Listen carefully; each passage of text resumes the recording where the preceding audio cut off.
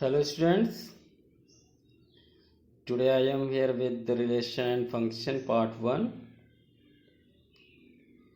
In this section we are going to discuss about definition of relation, kinds of relations. So watch it very carefully. First let's define definition of relation. If there are two non-empty set, say A and B, then relation R from A to B is subset of A cross B. Children, you know A cross B is Cartesian product of A and B. So relation is simply subset of Cartesian product of A and B. Now mathematically we can write R is equal to, it will be obviously ordered pair where A belongs to A, capital A, small b belongs to capital B. Now let's discuss about number of relations, means how many relations can be formed between the two sets is equal to 2 raised to the power mn, where m is order of set A and n is order of set B. Okay, I think it is clear to you how to define a relation. Simply relation, if there is a relation R, then it will be subset of Cartesian product of A and B. Okay, here we can also take Cartesian product of A and A, means relation of elements of A with elements of A itself. Okay, it is not necessary that these two must be different sets, they may be identical sets as well. So now move to second segment, kinds of relation. First is empty relation. Empty relation means if relation is phi, means R is equal to phi, means we do not get any ordered pair which satisfy the relation, then we simply write phi. Now let's understand it by an example. Before that, we can define empty set as if no element of A is related to any element of B, means their elements of sets A and B will not be related by any means. So if this situation arises, we call it empty relation. Now understand it by an example. Here A is equal to 1, 2, 3, 4, B is equal to 5, 6, 7, and R is defined as A comma B such that A plus B is equal to 15, where A belongs to capital A, B belongs to capital B.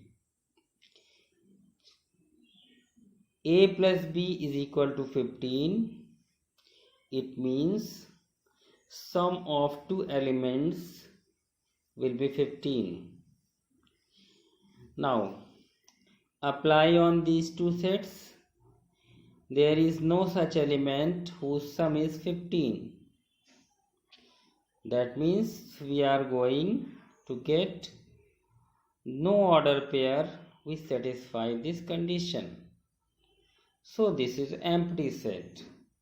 Simply here we get R is equal to 5, means no such order pair exists here. Now move to part 2, universal relation. Here universal relation means R is equal to A cross B. Means if each element of A is related to every element of B, means we can relate each element of A to every element of B. If there is any relation which satisfies this criteria, then we can say that this is universal relation. Now take an example. A is equal to 1, 2, 3, 4. B is equal to 5, 6, 7. And here R is defined as A comma B modulus A minus B greater than or equal to 0, where A belongs to capital A, B belongs to capital B. Now take any two elements of set A and set B. If you take difference, their modulus will always greater than 0. Okay, greater than or equal to 0. For example, if you take A is equal to 1, B is equal to 5, then modulus of A minus B will be equal to modulus of minus 4 is equal to 4, that is greater than or equal to 0. So it means this is true with respect to given relation. You can take all the elements of A with every element of B, you will get same situation, same condition. So here we can say that here R is universal relation. Now move to part 3rd, identity relation. Identity relation is if every element of a set is related to itself only. Now note, this is very important. Itself only means there will exist no other pair for which relation exists. Okay, so suppose if we take example 1, 2, 3 and R is 1, 1, 2, 2, 3, 3. So this is identity relation. Don't equate identity relation with reflexive relation, because reflexive relation is different from identity relation. In reflexive relation, if we write 1, 1, 2, 2, 3, 3 and 1, 3, this relation is reflexive but not identity relation, because identity relation is exists only where relation is itself only, and reflexive means all the elements are related to itself. Here only is not a condition. So we can distinguish between them as in identity only is the condition, whereas in reflexive only is not a condition. So we can differentiate between them. Here we conclude that every reflexive relation is identity relation, but converse need not to be true. Okay, I think you understood this. Now move to inverse of a relation. Simply if R is equal to R is equal to A comma B such that A B belongs to a set A, and if we write R inverse like this, B comma A means in ordered pair position will be reversed. If it happens, then R inverse is inverse of this relation R. So this is your inverse relation. Now move to equivalence relation. Here we can define any relation is said to be equivalence relation if it is, number one, if and only if. Here I double F means if and only if. If and only if it is reflexive means each element is related to itself. Okay. And symmetric if A related to B implies B related to A, where A and B both belongs to A, then there will be a symmetric relation. Means if we take A related to B and if we get B related to A, then this relation is said to be symmetric relation. Let's understand this by an example. Suppose there is a relation L1 comma L2 where L1 and L2 are lines, and relation is L1 is parallel to L2. So this relation is symmetric because L1 is parallel to L2 implies L2 is parallel to L1. We can say L1 is parallel to L2. Same word can be used, changing their positions. L2 is parallel to L1. So this is symmetric relation. This is reflexive as well because every line is parallel to itself. So this relation is reflexive and symmetric. Now move to another type, transitive relation. A related to B, B related to C implies A related to C means 1, 2 are related, 2 and 3 are related. If 1 and 3 are related, then it will be transitive relation. Okay, we can take example as we took earlier to show reflexive and symmetric. We can take three lines L1, L2, L3. Simply L1 is parallel to L2, L2 is parallel to L3 implies L1 will be parallel to L3. I think you understood this. Now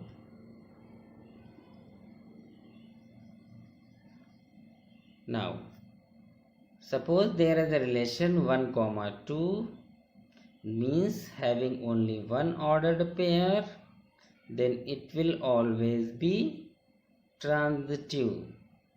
If there exists only one element in a relation, then it will always be transitive. Why is it so? Because we do not have other ordered pair to disprove that it is not transitive. So remember it, if there is only one element, then we always take it as transitive relation. Now move to another topic, equivalence classes. If R is an equivalence relation in a non-empty set A, where A belongs to capital A, then the set of all those elements of A which are related to this elements A, then it is called equivalence class determined by A, and it is simply denoted by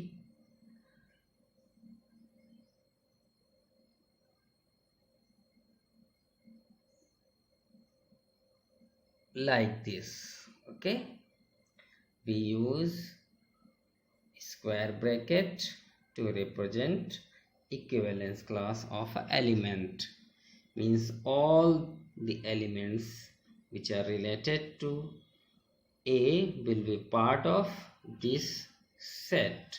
Okay, I think it is clear. Now let's understand by some examples so that we can understand more precisely. Now move to examples.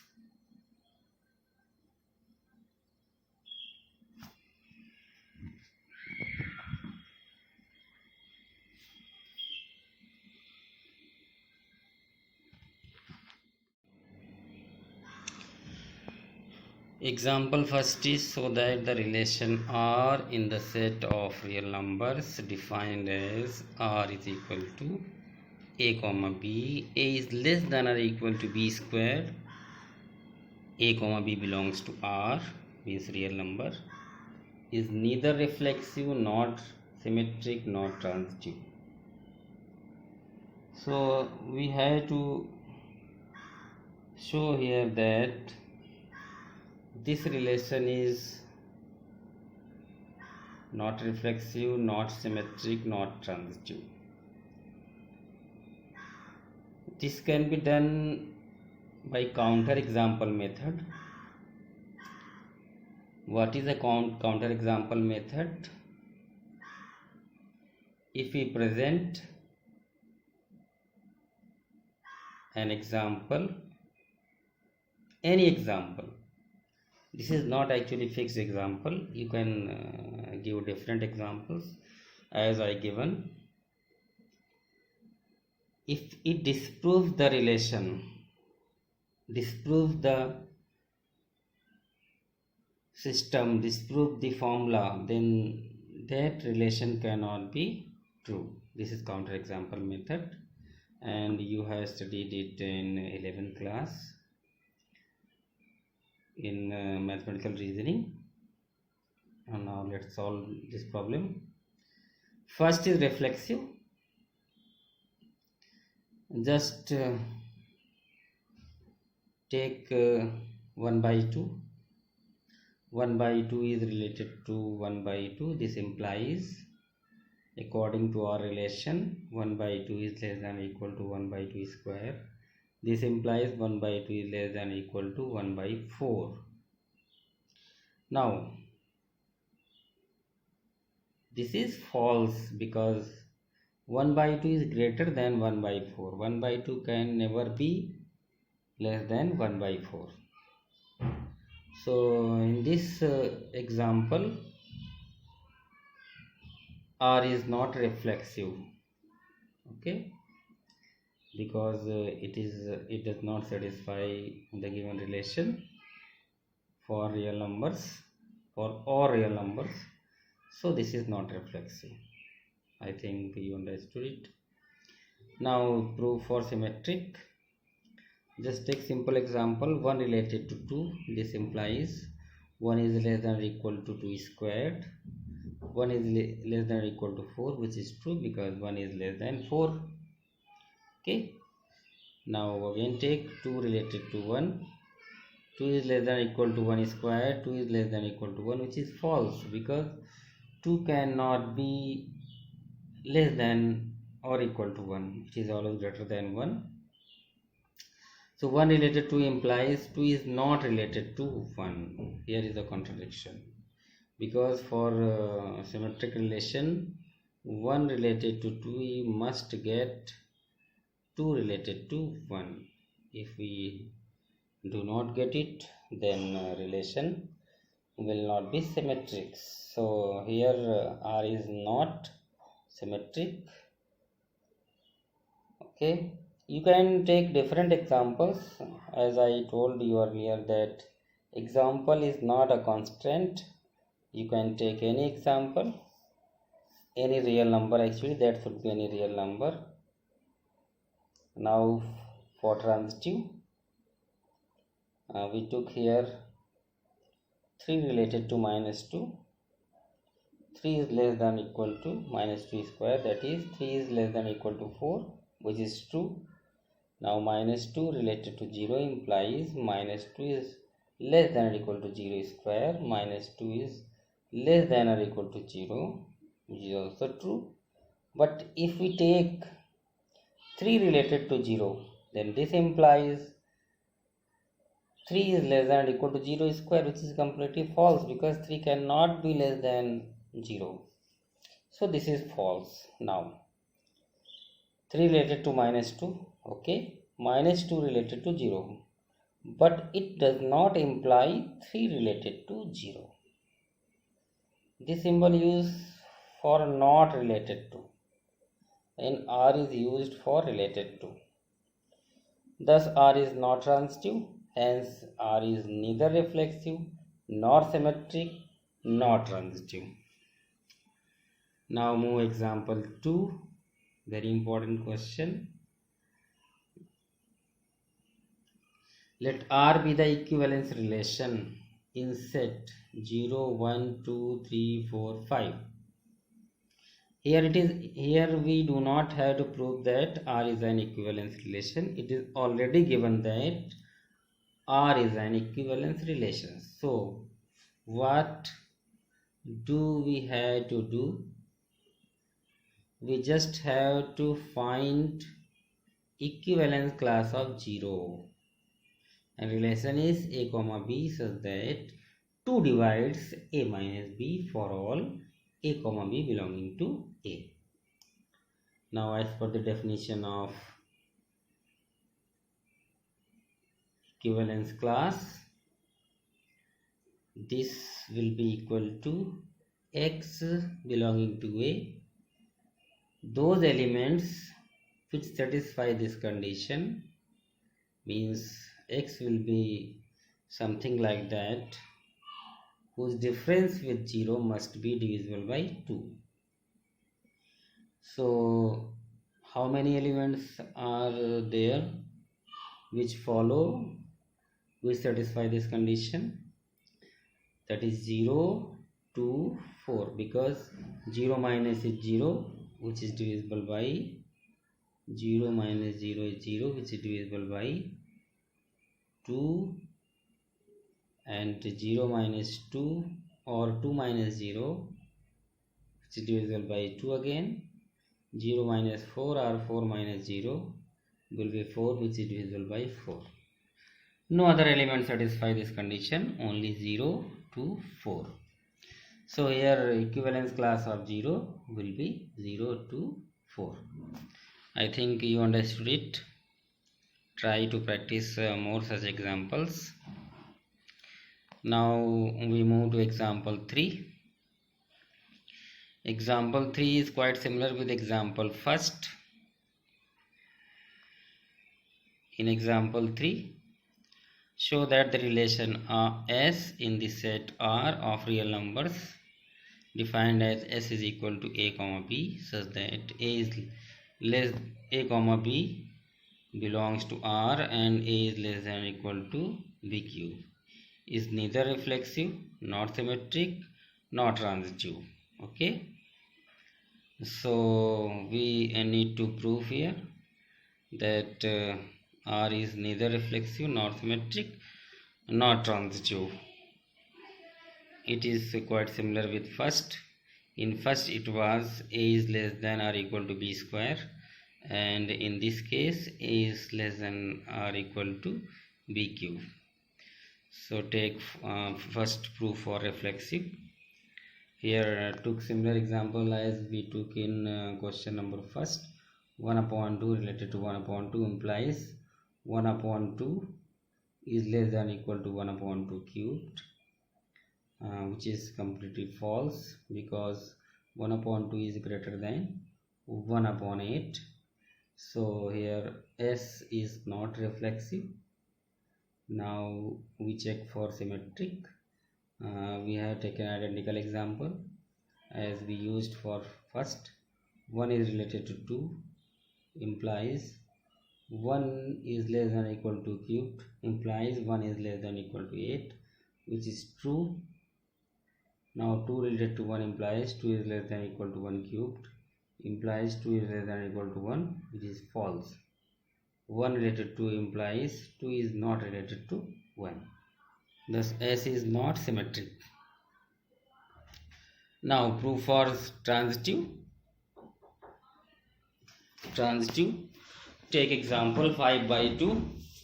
5 by 2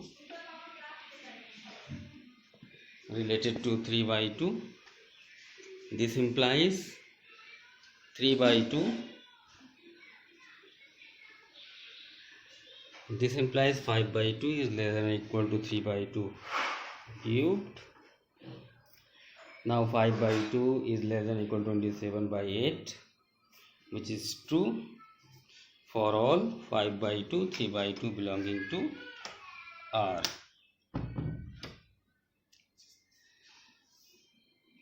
Now take 3 by 2 related to 5 by 4. This implies 3 by 2 is less than or equal to 5 by 4 whole cubed. This implies 3 by 2 less than 1 upon 125 divided by 64 for all 3 by 2, 5 by 4 belonging to R. Now 5 by 2 related to 5 by 4. For this relation to be transitive, we must have to prove that 5 by 2 related to 5 by 4.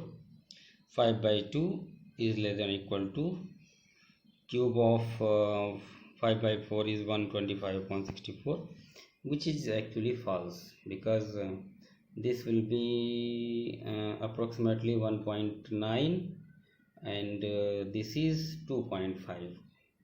So this cannot follow here, because 2.5 cannot be less than or equal to 1.9. So this is not true. Thus S is not transitive. Hence S is neither reflexive nor symmetric nor transitive. I think you understood it. And you can take different examples. This example is not unique. You have to take any counter example. Now move to example 4, which is very important question. Okay, show that the relation R defined in the set A is equal to X belongs to Z, such that X is greater than or equal to 0 but less than or equal to 12, given by R is equal to A comma B, such that mod of A minus B is a multiple of 4 and A comma B belongs to R. Okay, is an equivalence relation, and we also need to find elements related to this one. We can write A like this. Now check for reflexive. For reflexive, A related to A implies mod of A minus A, which implies 0, which is divisible by 4. And here A belongs to capital A. Means for all the elements it will be true. For 0 will be related to 0, 1 related to 1, 2 related to 2, 3 related to 3, because difference of the element with itself is always 0, so which will be divisible by 4. Hence this relation is reflexive. Now move for symmetric.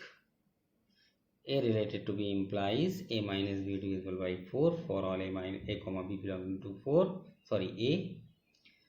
We can write it like this: mod of minus B minus A is divisible by 4. Same thing, you can also write it mod of B minus A divisible by 4 for all A comma B belonging to A. So we took here A related to B and we got B related to A. Okay, so here we have proved that A related to B implies B related to A. Therefore this relation is symmetric. Now for check for transitive, here take three elements A, B, C, all belongs to A related to B related to C implies A minus B and B minus C are divisible by 4 for all A, B, C belonging to A. This implies A minus B and B minus C are divisible by 4. If the number individuals are divisible by 4, then their sum will also be divisible by 4. So here B and B will get cancelled. A minus C divisible by 4, and this implies A minus C is divisible by 4, which implies A related to C. So R is transitive here because A related to B, B related to C, it implies A related to C, therefore R is transitive. Thus R is an equivalence relation here because it is reflexive, symmetric, transitive. So we can say that R is an equivalence relation. Now part we have to find elements related to 1. Obviously 1 will be related to itself. So first element is 1 and second is 5. 1 comma 5 means 1 minus 5 is 4 divisible by 4. So 5 will be the next element, and other element will be 9 because 9 minus 1 or 1 minus 9 will be 8, which is divisible by 4. So elements related to 1 are 1 comma 5 comma 9. So this is the question. Now move to question number 5, which is the last question as well. Let T be the set of all the triangles in a plane with R a relation in T given by R is equal to T1 comma T2. T1 is congruent to T2. Okay, here relation is congruency. Relation may be similarity. Triangles may be similar, so there may be many relations, but here is the case of congruency. So here we have to show that R is an equivalence relation. Now T1 is related to T1 implies T1 is congruent to T1 because every triangle is congruent to itself. Every triangle is congruent to itself. Therefore R is reflexive here. Now T1 is related to T2 implies T1 is congruent to T2. We can also write T2 is congruent to T1. There is no distinction between these two. So we can further write here T2 related to T1. Showing thereby R is symmetric. Now move for transitive. T1 related to T2. T2 related to T3 implies T1 is congruent to T2, T2 is congruent to T3. If T1 is congruent to T2, T2 is congruent to T3, then obviously it will imply T1 is congruent to T3, means T1 is related to T3, showing thereby R is transitive. R is transitive, R is reflexive, R is symmetric. So R is an equivalence relation. Okay, that's the question. The student keep practicing like these questions, and if you feel any problem, then feel free to inbox your problem. I will resolve your problem as soon as possible. Thank you very much for watching this video.